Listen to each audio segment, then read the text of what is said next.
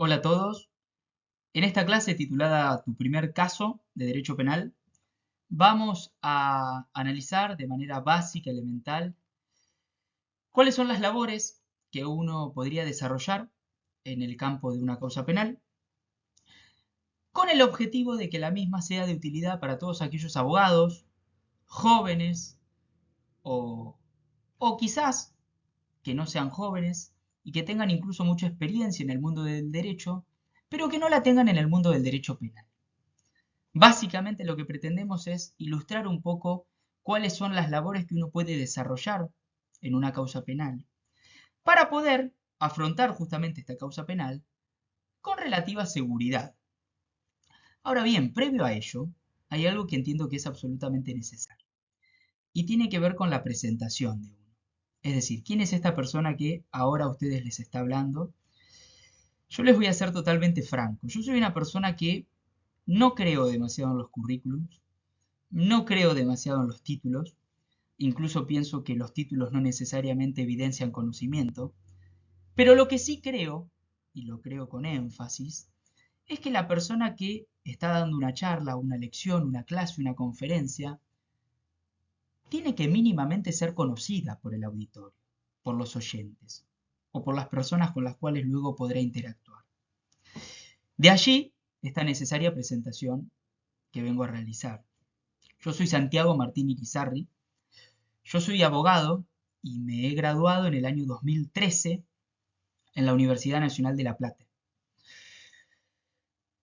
Desde dicho entonces hasta la actualidad he ejercido de manera ininterrumpida la profesión de abogado, circunscripto al derecho penal. Pero a la par de ello, siempre me he apasionado por la academia. Soy una persona que en el año 2014 comenzó sus estudios de posgrado, en concreto realicé una especialización en Derecho Penal en la Universidad de Belgrano, la cual logré finalizar luego de más o menos 2 años de esfuerzo. Luego, en el año 2018, realicé un máster en razonamiento probatorio en dos universidades de Europa, la Universidad de Génova, Italia, y Girona, España, el cual pude finalizar también luego de más o menos 3 años, 3 años y medio. También soy docente universitario desde el año 2014. Me gusta escribir y a la par me gusta publicar aquello que escribo. Tengo más de 20, 30 artículos de doctrina publicados en las revistas jurídicas más conocidas de este país. Tengo también libros de mi propia autoría, publicados en las editoriales más prestigiosas de este país.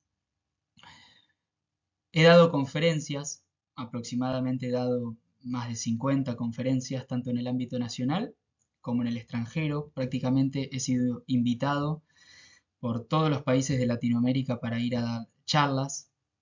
He dirigido proyectos de investigación, en concreto he dirigido 4 proyectos de investigación científica en el ámbito universitario, todas las investigaciones circunscritas al derecho penal y al derecho procesal penal. Y como les decía, durante todo este tiempo he ejercido la profesión en el mundo del derecho penal, que es mi otra pasión. Es decir, yo tengo dos pasiones. La profesión, es decir, soy apasionado por la abogacía y por la litigación, y a la par soy apasionado por la academia. Justamente como consecuencia de estas dos pasiones es que nace esta academia que tiene un gran objetivo y es formar profesionales. Objetivo que surge como consecuencia de lo que para mí es una gran realidad, innegable, y tiene que ver un poco con, bueno, cuáles son las herramientas que el joven jurista ha logrado adquirir a lo largo de la carrera universitaria. Y sin perjuicio de que las herramientas son varias, la realidad es que el joven abogado, lamentablemente, se recibe y logra obtener este famoso título de abogado, en muchos casos sin siquiera haber pisado tribunales, sin haber participado, o haber visto, mejor dicho, debates orales y públicos, sin saber dónde queda tribunales, sin haber visto expedientes, sin estudiar con profundidad expedientes, sin analizar en detalle la práctica. Es decir, es un abogado que se ha convertido en un teórico del derecho, pero que lejos está de ser abogado. Por otro lado, también quiero sincerarme. Yo estoy absolutamente convencido de que la práctica no es otra cosa que teoría aplicada. ¿Qué quiero decir con esto? La práctica no es más que trasladar la teoría a la realidad abogadil. La teoría básicamente son las reglas de un juego. Quien conoce las reglas del juego puede jugarlo y quizás pueda ganarlo. Quien no conoce las reglas del juego, es decir, quien no conoce la teoría, no va a poder jugar el juego y mucho menos va a poder ganarlo. Con la teoría y con la práctica del derecho pasa más o menos lo mismo. El abogado que no conoce la teoría puede tener muchos conocimientos sobre la práctica, sobre el día a día, pero difícilmente sea un buen abogado. De igual manera, el abogado que sea un gran conocedor del derecho, pero que no logre comprender cómo este basamento teórico tiene vínculo con la realidad y con la resolución de los casos concretos y más específicamente con la profesión de abogado, difícilmente sea un buen abogado. De allí entiendo la necesidad de crear esta academia, que reitero, es una academia de formación profesional. Es una academia que va a abordar temas de teoría, pero siempre con un anclaje o con un ojo puesto en la práctica de la abogacía. Vamos a comenzar. Tu primer caso de derecho penal, ¿qué es lo que vamos a ver en esta brevísima exposición? Bueno, muy sencillo, vamos a ver estos temas. El rol del abogado, cómo nos presentamos en un expediente, el diagnóstico, algo que para mí es trascendental, objetivos y estrategias de trabajo, la investigación y la etapa de juicio. En primer lugar, bueno, el rol del abogado. ¿Por qué es importante conocer el rol del abogado? Y más concretamente, ¿por qué es importante conocer las labores que un abogado puede desarrollar en una causa penal? Muy sencillo, porque el abogado es una persona que presta servicios a la ciudadanía. Si el propio abogado no conoce la totalidad de los servicios que puede prestar en el marco de un proceso penal, difícilmente logre vender estos servicios. Justamente, para que el día de mañana nosotros podamos ejercer la profesión de manera completa y abarcativa, tenemos que conocer cuáles son las tareas que podemos desarrollar en un proceso penal. Primero, y algo básico, elemental, pero que no está de más decirlo, ¿cuál es el aspecto teleológico del proceso penal? En otras palabras, ¿qué pretende un proceso penal? ¿Para qué se realiza un proceso penal? Muy fácil. El proceso penal, para que se comprenda, es un buscador de verdades, por decirlo de alguna manera. Es decir, básicamente lo que pretende es conocer hechos que ocurrieron, es decir, hechos que constituyen el pasado, para determinar si estos hechos tienen o no correspondencia con comportamientos criminales, es decir, con delitos. Y si la tienen, ver si es necesario castigar a los culpables. Así de simple. En este marco del proceso penal vamos a tener tres grandes sujetos que van a intervenir. Por un lado, los magistrados, los jueces, es decir, las personas que tienden a juzgar. En esta labor de juzgar, actúan bajo los principios de objetividad, neutralidad e imparcialidad. Imparcialidad en tanto no constituyen una parte, no representan a ninguna de las partes. Por otro lado tenemos a las partes. Por un lado está la acusación, que se corresponde con la figura del fiscal, y por otro lado, el imputado, y junto a él, el defensor. El imputado, lógicamente, es la persona que está indicada durante la tramitación del proceso como probable autor del delito. Ahora bien, en este contexto aparecen los abogados. Los abogados son quienes van a desarrollar labores trascendentales e imprescindibles en cualquier proceso penal. Su participación es obligatoria. Y cuando hablo de abogados me refiero al abogado independiente, al abogado litigante, al abogado que no se corresponde meramente con aquel que tiene un título. Por ejemplo, el fiscal es un abogado. Bueno, no estoy hablando de él cuando hablo del abogado. Cuando hablo del abogado, me refiero a aquel sujeto que, teniendo el título de abogado, ejerce la profesión de la abogacía. Como decía en un pequeño librillo que les recomiendo, que se llama El alma de la toga, de Osorio y Gallardo. Abogado es quien ejerce.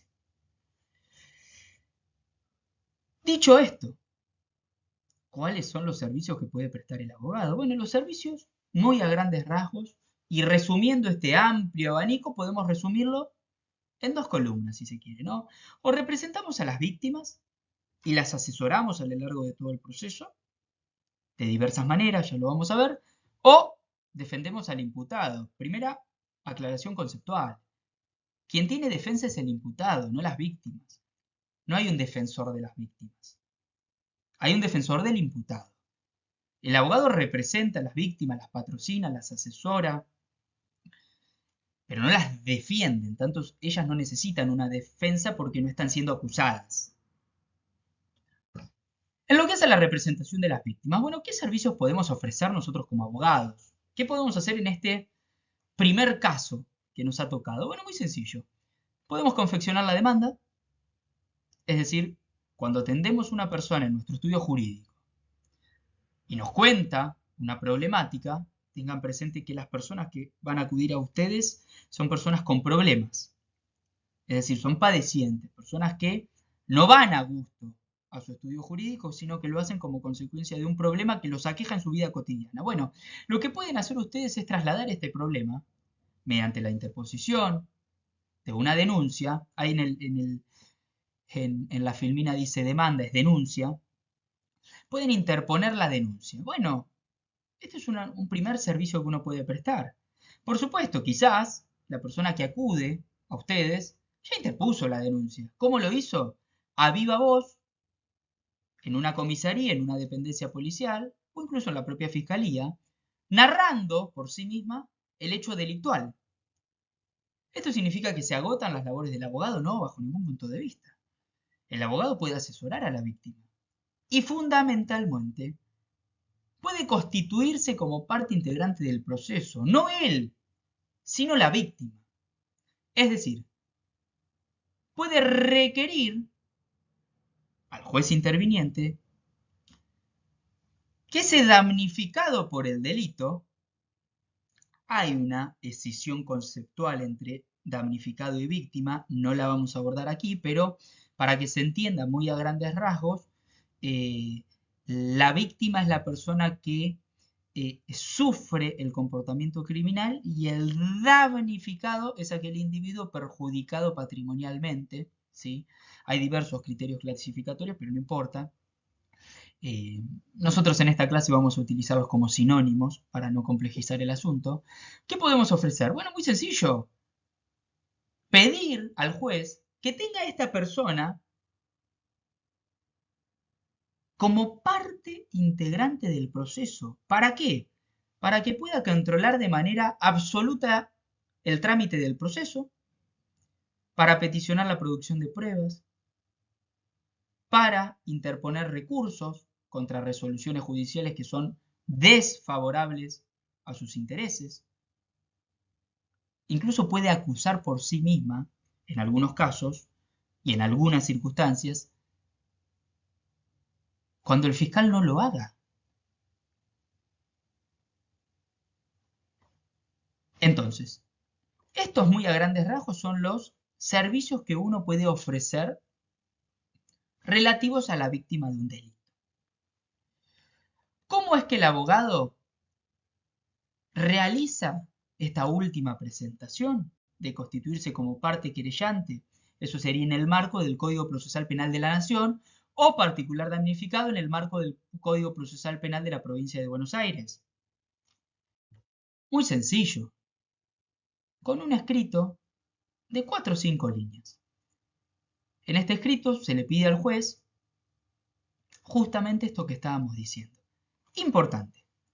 El escrito es suscripto por el damnificado, por la víctima. Justamente él es quien se presenta ante el juez, con el patrocinio letrado del abogado. Gran aclaración. ¿Quién asume el rol de particular damnificado? Por ejemplo, si estamos en el ámbito de la provincia de Buenos Aires, pero esto se hace extensible a todas las legislaciones del país. Quien asume ese rol no es el abogado no pasa a ser particular damnificado. Es la víctima que se constituye como particular damnificada. Nosotros lo que hacemos es representarla, patrocinarla. En este escrito lo leemos muy rápidamente, en orden a las facultades que me otorga la legislación vigente. Si quieren ustedes pueden ponerle el artículo específico del código, no es necesario. Vengo por el presente a solicitar que se me tenga, la víctima dice, en calidad de particular damnificado. En algunas legislaciones se exigen algunos pagos. Por ejemplo, en la provincia de Buenos Aires es necesario, bueno, punto 1, acompañar el DNI de esta persona, pero además pagar, por ejemplo, el anticipo previsional, el bono y la tasa de justicia. ¿Quién firma este escrito? La víctima y a la par el abogado. Muy sencillo. Continuemos. El otro rol que podemos complementar en un proceso es defender al imputado. Es defender al imputado. En este caso, ¿cómo hacemos para defenderlo? Bueno, primero tenemos que hablar con esta persona. Algo básico. Ponernos de acuerdo. ¿Sí? Lógicamente, tiene que hablar ustedes el tema de sus honorarios, ahí rigen las plenas libertades, ustedes los pactan como quieren, por etapas del proceso, las modalidades de pago también lo son, en cuanto al monto específico también hay libertades. Y una vez que llegan a ese acuerdo y que esta persona realmente quiere que ustedes los defiendan a lo largo del proceso, bueno, tienen que formalizar su presentación en el expediente. ¿Cómo se realiza? Muy sencillo. En un escrito de 2 líneas en el cual el imputado designa abogado defensor. Dependiendo la etapa del proceso y la legislación aplicable, este escrito es presentado ante el fiscal, juez de garantías, por ejemplo, en la provincia de Buenos Aires, o tribunal de juicio. ¿Qué se pone en este escrito? Muy sencillo, la presentación del imputado, su nombre, el DNI, domicilio real, si es que uno quiere ponerlo, en relación a qué causa, el número de causa, y finalmente, vengo por el presente a designar como mi abogado defensor al doctor Santiago Martín Irizarry para que me asista a lo largo de las presentes actuaciones. Firma del imputado, se presenta este escrito. Ahora bien, falta algo. ¿Qué es lo que falta? Que uno acepte el cargo de defensor. Y es importante que uno sepa las diversas formas en que puede llevar a cabo esta aceptación de cargo. Primera aclaración trascendental, que también tiende a, si se quiere, salvar un grosero error de entendimiento que padecen muchos funcionarios y lamentablemente abogados. Quien acepta el cargo es el abogado, no es que el funcionario debe aceptar al abogado. Incluso la aceptación del cargo formal no es más que un mero anoticiamiento al funcionario público de que yo como abogado he aceptado este cargo. Yo lo anoticio al funcionario, pero no es que el funcionario tiene que aceptarme a mí. Quien a mí me acepta es el imputado y por eso me designa. Y luego de ello yo voy y acepto ese cargo confiado. Así de simple. ¿Cómo acepto el cargo? Bueno, históricamente se estilaba ir a la mesa de entradas del tribunal, del juzgado, de la fiscalía y aceptar el cargo. En concreto, hay papeletas ya que están preestablecidas donde uno tiene que completar los datos y ya está. Puede hacerlo de manera virtual enviando un escrito. Hago saber que he decidido aceptar el cargo de defensor, punto, y lo manda. Muy sencillo. O, en tercer lugar, puede hacerlo directamente en una audiencia. Por ejemplo, tenemos una audiencia indagatoria. Yo no acepté el cargo, pero quiero intervenir en esa audiencia porque el imputado así lo quiere. Bueno, previo a que inicie la audiencia, avisamos al funcionario interviniente o a los empleados de ese organismo que vamos a aceptar el cargo en la audiencia. Y directamente, una vez que inicia la audiencia, en el acta se hace saber que nos designa el imputado como abogado defensor y nosotros en ese mismo acto aceptamos el cargo. Puede ser una audiencia de cualquier tipo. Una audiencia por una probation, por una cuestión probatoria, por un debate oral y público. Es intrascendente. Ahora bien, continuemos. Lo primero que uno tiene que tener muy en claro para ejercer debidamente sus labores es cuál es el diagnóstico de la situación. Y claro, cuando uno habla de diagnóstico, lo primero que piensa es en los médicos. Y no necesariamente esto es así. Aunque existe un gran paralelismo entre una y otra disciplina, ¿sí? O ciencia, mejor dicho. Cuando uno va a un consultorio médico, ¿qué hace? Bueno, le narra cuáles son los problemas, los padecimientos, me duele la cabeza, tengo dolor de brazo, etc. ¿Qué hace el médico? Bueno, un diagnóstico inicial. Señor, usted aparentemente tiene tal problema de salud. Y consecuentemente nos ordena realizar un montón de estudios, análisis de sangre, radiografías. Si uno analiza estas recetas, siempre hay un diagnóstico inicial que motiva el porqué de este estudio. Luego, cuando uno vuelve al consultorio médico con los estudios en mano, el médico realiza o intenta realizar lo que sería el diagnóstico más bien definitivo. Bueno, según estos estudios, usted tiene tal problema de salud. Muy bien. Con la abogacía y con los abogados pasa lo mismo. Nosotros tenemos dos tipos de diagnóstico, el diagnóstico inicial y el definitivo. El inicial es aquel que desarrollamos mientras escuchamos a la persona que acude a nuestro estudio. En ese momento nosotros ya empezamos a elaborar o a conocer de qué estamos hablando. Empezamos a conocer los pormenores del caso, la posible complejidad que puede tener el caso, el delito que puede estar imputándose, y si todavía no hay imputación formal, que podría llegar a existir. Pero es un diagnóstico inicial. ¿Por qué es inicial? Por dos cuestiones. Primero y principal, porque la persona que nos está trasladando este problema no es abogado y consecuentemente puede estar diciéndonos cosas que no son gravitantes o puede estar omitiendo decirnos aquello que es gravitante. En segundo lugar, es un diagnóstico inicial y como consecuencia de ello provisorio, porque no vimos el expediente. ¿Cuándo es que se realiza el diagnóstico definitivo y certero, por decirlo de alguna manera? Cuando vemos el expediente. Ahí vamos a tomar noción de dónde estamos parados, de qué se puede hacer, qué no se puede hacer y cómo vamos a hacerlo. Justamente cuando tenemos este diagnóstico definitivo, es cuando ya de manera clara y con relativa seguridad podemos establecer nuestros objetivos de trabajo. Aclaración. Los objetivos de trabajo, uno, dependen del caso. Si bien hay objetivos preestablecidos, por decirlo de alguna manera, lograr la absolución del imputado o lograr la condena del imputado si representamos a las víctimas, hay un sinfín de objetivos. Lograr la prescripción, lograr que el juicio tramite de forma lenta o rápida, lograr que la condena, en caso de que sea inevitable, sea por una calificación legal chiquita, por decirlo de alguna manera, por un delito leve, o lograr que la pena sea lo más baja posible, o al contrario, lo más alta posible, lograr la obtención de una suspensión del juicio a prueba, es decir, una probation, lograr un buen juicio abreviado, lograr revocar un decisorio desfavorable, etcétera, etcétera, etcétera. Pero los objetivos van a estar supeditados y condicionados de forma inexorable por las particularidades del caso concreto. Y es por eso que necesitamos del expediente.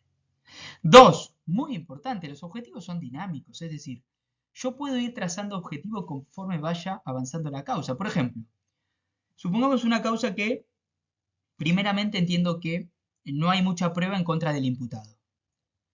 Y nosotros vamos a defender al imputado. Bueno, el primer objetivo es que se archive la causa. Ahora bien, si de un momento al otro en esa causa se aportan muchas pruebas, bueno, probablemente ese objetivo tenga que variar. Ya no voy a buscar el pronto archivo, sino que voy a buscar un sobreseimiento, por ejemplo. De igual manera, yo puedo pretender la obtención de una suspensión del juicio a prueba. Ahora bien, si de un momento para el otro el hecho criminal como consecuencia de la producción de la prueba se torna más gravoso y pasamos de una calificación legal correspondiente con un delito leve a un delito grave, bueno, esa probation difícilmente se logre. Hay que variar el objetivo. Incluso hay que variarlo porque el propio paso del tiempo obliga a variarlo. Por ejemplo, cambian los jueces, cambian los criterios jurisprudenciales, cambian la doctrina aplicable, cambian las leyes. La modificación de una ley me puede, de forma abrupta, cambiar los objetivos. Por ejemplo, se me viene a la cabeza, hace pocos años, la reparación integral del daño a la víctima no era una causal de extinción de la acción penal. Bueno, se modifica el Código Penal, se establece esta nueva causal de extinción de la acción penal, y si uno repara el daño de manera integral a la víctima, se extingue la acción penal, desaparece la causa penal.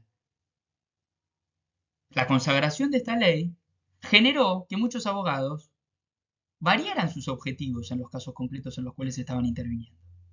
Sigamos. Los objetivos pueden ser varios, es decir, no un único objetivo, sino varios, y subsidiarios. Yo puedo intentar, supongamos que estamos próximos a llegar a un debate. Objetivos, lograr la absolución si estoy por la defensa. Ahora bien, paralelamente a trabajar por la absolución, yo tengo que empezar a trabajar por las dudas en que sí, va a haber una condena que sea por una calificación legal leve. Y eventualmente empezar a trabajar para que la pena sea lo más pequeñita posible. Hay objetivos subsidiarios. A tal punto que estos objetivos subsidiarios son explicitados en algunas oportunidades por el abogado ante los funcionarios. Por ejemplo, durante un debate en el alegato de cierre. Señores jueces, yo peticiono la absolución. Ahora bien, subsidiariamente, si van a condenar a mi asistido, bueno, que sea por esta otra calificación legal, etc. Mi primer caso, mi primer objetivo y mi primera frustración. Aquí lo que les pretendo transmitir meramente es una anécdota, no es otra cosa, de lo que a mí me ocurrió cuando trabajé mi primer caso de derecho penal en el año 2013. Este fue un caso, eh, lógicamente que no me lo olvido más, en el cual una persona lo que buscaba era que se le restituya una propiedad. Una propiedad que había perdido. Había perdido como consecuencia de que, bueno, muy sencillo, había conocido a una chica que estaba en situación de calle, la invitó a su casa para ayudarla, para colaborar con ella, y a los 2 o 3 días esta chica lo denunció. Y como consecuencia de ello, el juez interviniente decretó una prohibición de acercamiento y de un día para el otro este hombre, que a lo largo de toda su vida había tenido un comportamiento absolutamente loable, debido, correcto, perdió su casa. Bueno, ¿cuál fue el objetivo que yo me tracé? Vamos a recuperar la casa. ¿Cuál fue la frustración?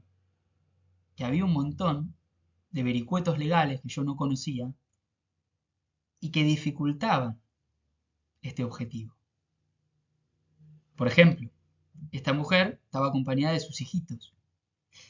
Esta ya es una primera traba para la pronta recuperación de la propiedad. 2. El delito que podría llegar a darse en este caso era una usurpación, artículo 181 del Código Penal, que requiere para perfeccionarse diversos medios comisivos. Es decir, no basta con desapoderar a un individuo de la tenencia de un inmueble, sino que es necesario que ese desapoderamiento se realice de una manera y no de otra. ¿Cuál es esta manera? Que en realidad son varias. Tiene que haber o violencia, o clandestinidad, o amenazas, o abuso de confianza. De todos estos medios comisivos, yo estaba ante el supuesto del abuso de confianza, que es el más difícil de acreditar. Una cosa es acreditar que una persona con un arma obliga a otro a abandonar su domicilio, o amenazándolo, que puede estar grabado, filmado, puede haber testigos. Y otra cosa es hacerlo ante un supuesto de abuso de confianza. Es difícil acreditar. Más aún cuando esta otra persona alega haber adquirido el bien, lo cual torna el caso penal en un caso emparentado con el derecho civil. Entonces, este fue mi gran primera frustración. ¿Y por qué la transmito?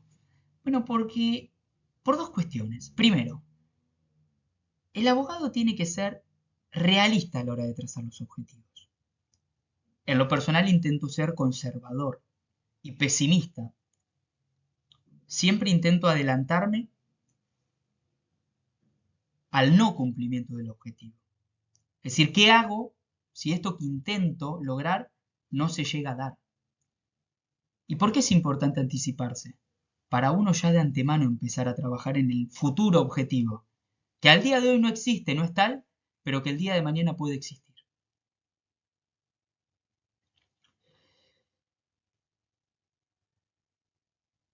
Eso por un lado. Y por otro lado, transmito esta anécdota para que todos ustedes, jóvenes abogados, sepan que uno no va a decidir cómo se resuelve el caso. Quien lo decide son los jueces. Uno no garantiza resultados. Y esto es muy importante tenerlo en cuenta. Primero porque uno tiene que transmitirlo a la persona que asesora, que representa, que defiende. Uno no garantiza un resultado. Y dos, tiene que tenerlo en cuenta justamente para no sentir culpa ante la no obtención del beneficio. Lo que sí uno tiene que garantizar es un trabajo honesto, responsable, profesional, dedicado. Yo siempre digo lo mismo. El mayor bien que puede tener un abogado es tener la confianza del cliente. Y más aún del cliente que ha perdido el caso con uno. Eso es invaluable. Haber asistido a una persona a lo largo de un proceso y que esta persona siga confiando en usted, que lo siga apreciando, es algo invaluable. Y eso el día de mañana va a representar trabajo para ustedes, porque esta persona, pese a haber perdido el caso con usted, los va a recomendar. Etapas del proceso, ¿no? Porque estamos hablando de objetivos y de estrategias, pero no hablamos de la etapa del proceso. Algo importante que no dije. Establecer objetivos es importante porque es lo que nos va a permitir establecer estrategias. Si yo no tengo objetivos, ¿cómo voy a establecer una estrategia de trabajo? La estrategia de trabajo se traza en orden al objetivo. Acá tenemos los dos códigos, por decirlo de alguna manera. Código procesal de la provincia de Buenos Aires arriba y el de Nación abajo. ¿Cuáles son los pasos procesales? Son prácticamente idénticos. Y por eso hago este paralelismo, para que aquellos que están en otra provincia, en otra legislación, entiendan que todas estas lecciones le van a ser de utilidad. Y que incluso los libros que se limitan a tratar un código procesal especial también les van a ser de utilidad. Porque en el fondo, los artículos, las etapas del proceso, lo que regulan son actos procesales. Y los actos procesales son más o menos idénticos en todas las legislaciones. Fíjense arriba, código netamente acusatorio, donde la figura del juez está notoriamente separada de la del fiscal. ¿Cómo inician las causas? Denuncia. Luego de ello, ¿qué ocurre? Notificación al imputado. Se lo notifica en el ámbito de la provincia de Buenos Aires de los artículos 1 y 60 del Código Procesal Penal. ¿Qué contienen estos dos artículos? Sus derechos o las garantías que le asisten. Luego, estoy hablando de los actos imprescindibles, ¿eh? Hay un montón de otros actos, por supuesto que sí. Declaración. Se le toma declaración a la persona que está imputada. ¿Puede declarar o no? ¿Qué viene luego? Requisitoria de elevación a juicio. El fiscal básicamente lo que dice es, yo terminé esta etapa del proceso, lo que quiero, señor juez, es avanzar a la segunda etapa, que es la etapa del debate. Se le corre traslado al defensor y luego de ello el juez resuelve. Si el juez resuelve de manera desfavorable para la defensa, uno puede apelarlo. Suponiendo que pasamos a la segunda etapa del debate. Primero, la causa se radica ante un juzgado o un tribunal de juicio. Se le corre traslado de manera sucesiva a cada una de las partes para que ofrezcan pruebas. Y luego de ello se fija fecha de debate y se realiza el debate. ¿Qué pasa en Nación? Muy parecido. Denuncia. A la declaración del imputado se la titula indagatoria, término bastante criticado al día de hoy por la doctrina, por los orígenes del término en sí. La verdad que yo Me parece un poco intrascendente la discusión, pero bueno. Luego del indagatorio, el juez tiene 10 días para determinar si lo procesa o no al individuo. Si lo procesa, es decir, si lo ata formalmente al proceso y lo considera imputado, puede ser un procesamiento con prisión preventiva o sin prisión preventiva. Luego de ello, acto necesario, pedido de elevación a juicio, se le corre traslado a la defensa para que presente si estima conveniente la oposición y luego se resuelve. Auto de elevación a juicio. A diferencia del código anterior, este resolutorio no es impugnable. Y luego viene la segunda etapa, ofrecimiento de prueba, debate. Así de sencillo. Quiero hacer una aclaración. Cada una de estas etapas y cuál es la labor que desarrolla el abogado, yo las explico en otro curso, que es práctica penal desde cero, que los invito a que lo vean, si es de su interés, donde de forma particularizada explico cada una de estas etapas procesales, por decirlo de alguna manera, ¿no? Y fundamentalmente, qué es lo que tiene que hacer el abogado, a qué prestarle atención y demás. Bonus track. ¿Qué es esto del bonus track? Bueno, una cuestión de cierre que me parece que es de utilidad, sobre todo para que entiendan esto que yo les decía al principio. Bueno, intentar trasladar la teoría a la práctica. Algo que todos ustedes saben. ¿Cómo tiene que ser una imputación? Clara, precisa y circunstanciada. Así lo establecen las mayorías de todas las legislaciones. A nivel provincial, todas. Está bien, algunas quizás no utilizan estos términos. Pero el solo hecho de hablar de una acusación implica hablar de narración clara, precisa y circunstancial. Es decir, una narración que contemple todos los datos fácticos que me permitan un acabado entendimiento de aquello que se me está imputando. Vamos a leer un caso, ¿no? Materialidad ilícita. Esto es una causa real. Vamos a leer qué dice acá el fiscal, ¿no? Y aclaro, este es un pedido de elevación a juicio, pero tranquilamente podría ser la descripción de un llamado indagatoria, de un auto de elevación a juicio o incluso de una sentencia, ¿sí? Un veredicto condenatorio. Que en gran medida, como no puede variar el hecho que hace la acusación, tiende a ser una especie de copia y pegue.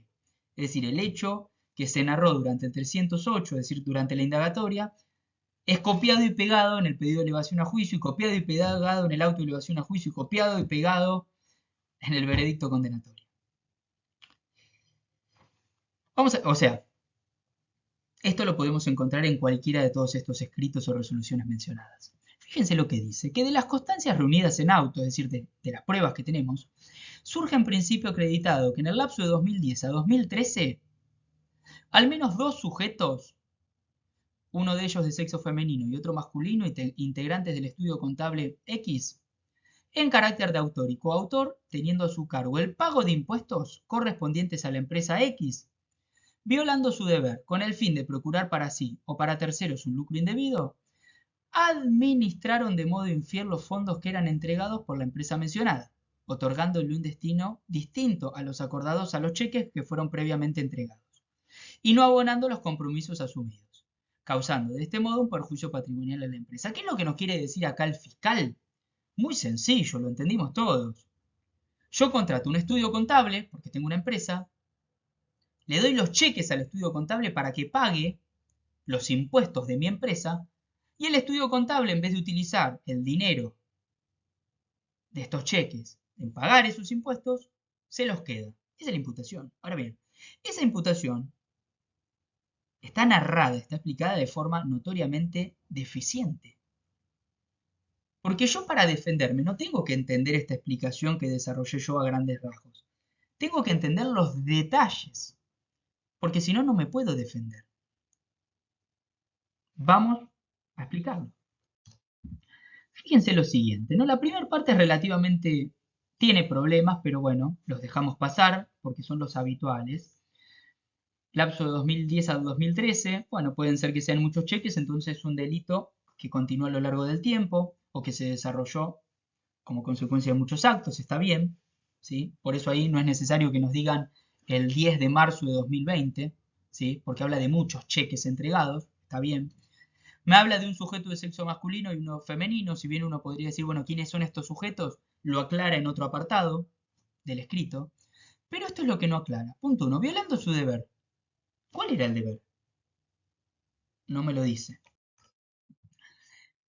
Administraron de modo infiel. ¿Qué implica administrar de modo infiel? En concreto, ¿qué hicieron para que yo ahora pueda decir administraron de modo infiel? Otorgándole un destino distinto a los acordados. Bueno, ¿cuál era el destino acordado? Porque acá me dicen, bueno, se tenían que pagar impuestos, pero no me dicen cuáles son los impuestos. ¿Cómo hago yo, si defiendo a uno de estos coimputados, para acreditar que sí pagó el impuesto si no sé cuál es el impuesto? No puedo. Los cheques. Bien, pero no se enuncian los cheques. ¿Quién los suscribió los cheques? ¿De qué banco? ¿Qué número tenían? ¿Por qué monto?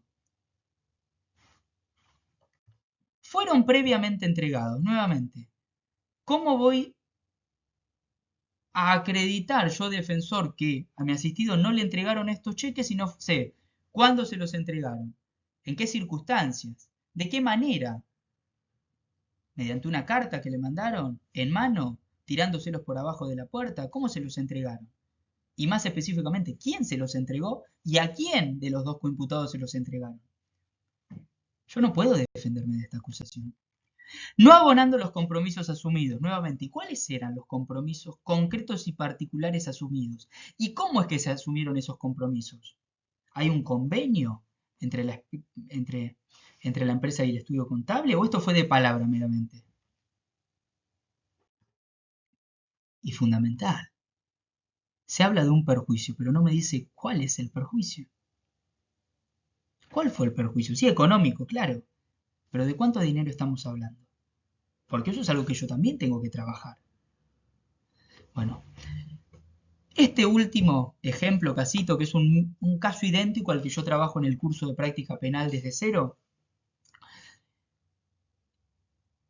tiende básicamente a ilustrar esto que yo les decía al comienzo. Uno puede entender la teoría, pero si no comprende cómo la teoría tiene anclaje en la realidad y tiene anclaje en la práctica y más específicamente en la profesión, difícilmente esta teoría sea de utilidad.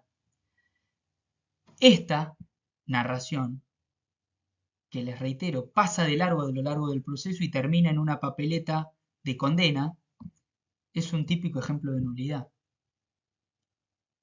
Nulidad que puede volver prácticamente a foja ceros una causa, por ejemplo.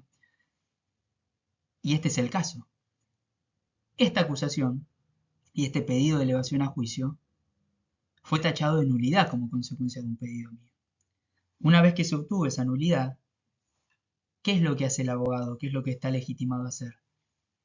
Pedir la nulidad también de la indagatoria o del llamado a declarar a tenor del artículo 308. ¿Por qué?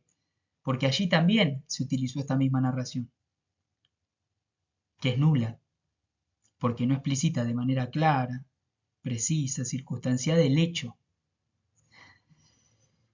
Esta nulidad, lamentablemente en muchas causas, pasa de largo y termina siendo parte integrante de una condena. ¿Sí? Dicho esto, espero que les haya servido esta clase absolutamente gratuita. Espero que sigan a la academia y por supuesto que si tienen dudas, consultas, inquietudes o algo para decirme se pueden comunicar con las redes sociales que yo les voy a estar contestando.